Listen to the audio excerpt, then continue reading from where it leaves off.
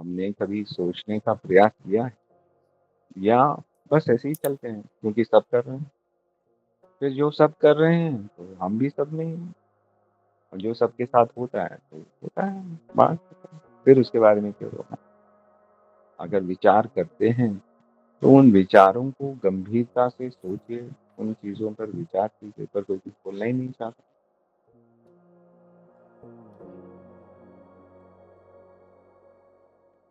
ये तो आपके ऊपर डिपेंड करता है।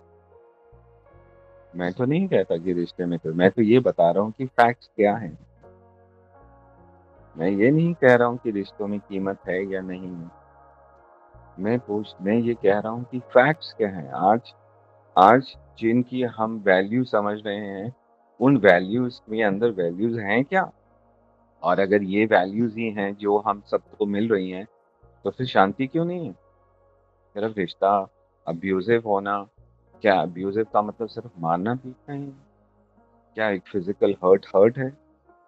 क्या वो साइकोलॉजिकल हर्ट जो हो रही हैं और जिनके भार को आप लेकर एक आदत सी डाल लेते हैं जीवन की, और उस आदत को, एक मेरे पास एक लेडी आई, उनका केस था। तो she was a very very beautiful woman.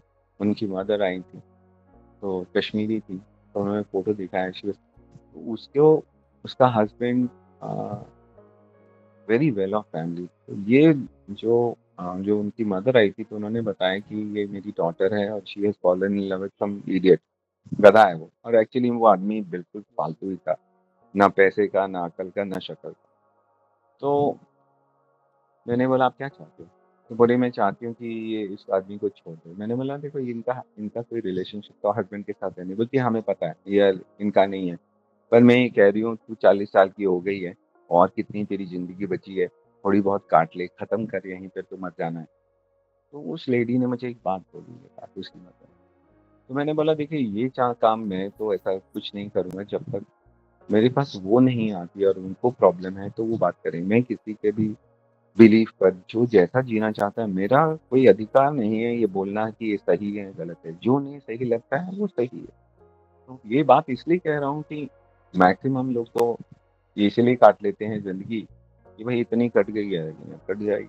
तो ये भी एक तरीका है जीने कि कई बार ऐसा होता है कि अगर कुत्ता पाल लेते हैं तो उसकी भी आदत हो जाती है।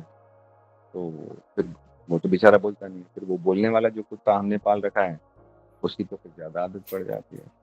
तो अगर इन आदतों को रिलेशनशिप कहते हैं तो शायद इसी को कहते हैं।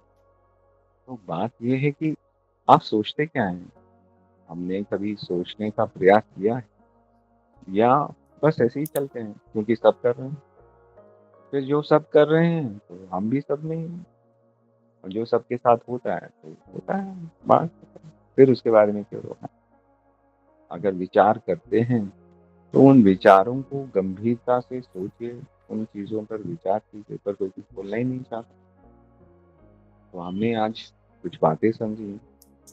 रिलेशनशिप्स, बेसिकली हम जिन रिलेशनशिप्स की बात तो कर रहे हैं, वो एक मेटिंग सीज़न है, जो एक इंसान पर आता है, आदमी पर, औरत पे। वो किसी टाइम पे वो बहुत जानवरों की तरह होता, तब भी हम लोग होते हैं। हमारा तो मेटिंग सीज़न ही खत्म नहीं होता।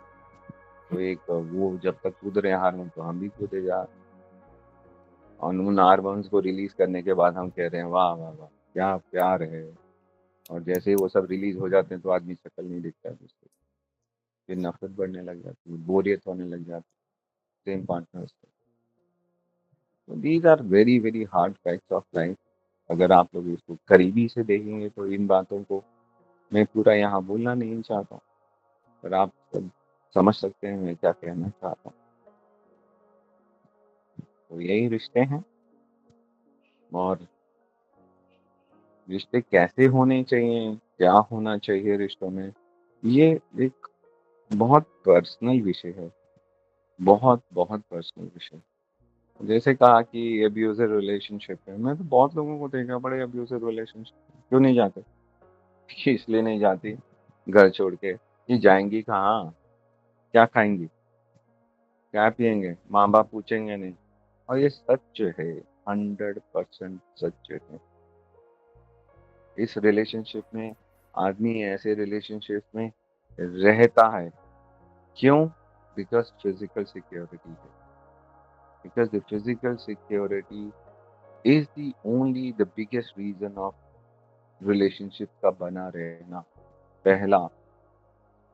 दूसरा, सोशल स्ट्रक्चर कि समाज क्या बोलेगा। तीसरा, जूते खाने के बाद भी इतने उसको ये उम्मीद रहती है कोई तो होगा जिससे मुझे प्यार मिलेगा, ठीक है? वो फिर एक भिखारी दूसरे भिखारी। तो कुछ ऐसी अजीब-सी बातें हैं जो हमारे साथ रोज़ होती हैं और हम सोचते हैं देखो आदतों को एक्चुअली प्यार होता है क्या है वो बहुत अलग है। अगर मुझे लगता है कि मुझे कोई प्यार देता है तो यकीन मानिए मुझे पता ही नहीं मुझे प्यार होता क्या।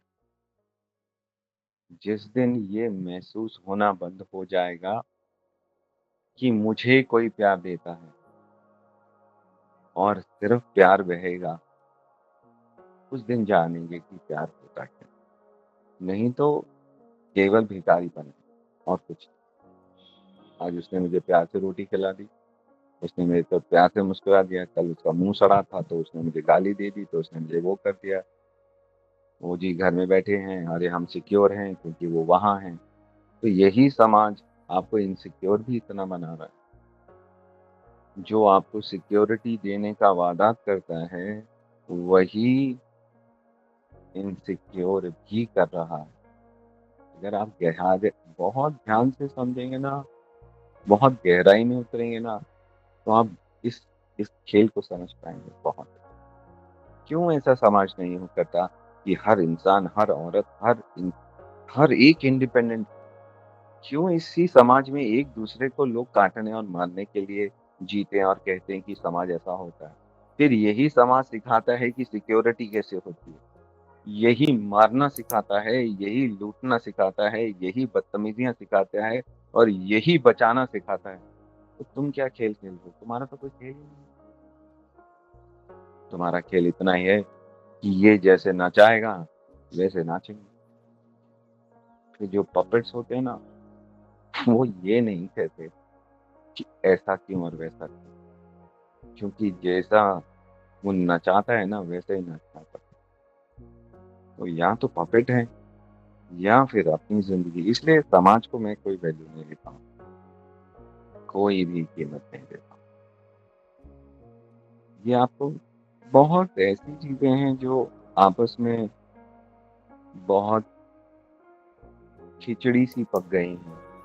इनके तार कहाँ हैं? जब ढूँढोगे ना, इनके एक-एक तार मिल जाएँगे। वो देखा है जब हम पहले छोटे होंगे तो देखा होगा वो पहले दादियाँ या वो स्वेटर बुनती थीं, तो ना वो गोले इधर-उधर उलझ जाते थे। तो हम लोगों को बोलते थे कि अरे ये सारे उलझ गए हैं, इसको सीधा करो।